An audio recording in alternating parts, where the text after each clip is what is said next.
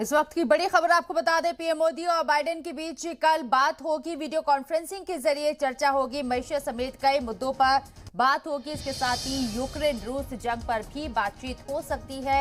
ये बड़ी खबर आपको बता रहे हैं। कल वजीर आजम नरेंद्र मोदी और अमेरिका के सदर जो बाइडेन के बीच बात होगी। वीडियो कॉन्फ्रेंसिंग के जरिए दोनों के बीच बातचीत होगी, चर्चा होगी। मईशत समेत कई मुद्दों पर बातचीत हो सकती है। इसके साथ ही यूक्रेन रूस जंग पर भी बातचीत हो सकती है। ये बड़ी खबर कल का प्रोग्राम है। वीडियो कॉन्फ्रेंसिंग के जरिए वजीर आजम नरेंद्र मोदी अमेरिका के सदर जो बाइडेन से बातचीत करेंगे, चर्चा करेंगे और चर्चा के जो मौजू रहेंगे वो है मईशत समेत कई मुद्दों पर बात। इसके साथ ही यूक्रेन रूस जंग पर भी बातचीत हो सकती है।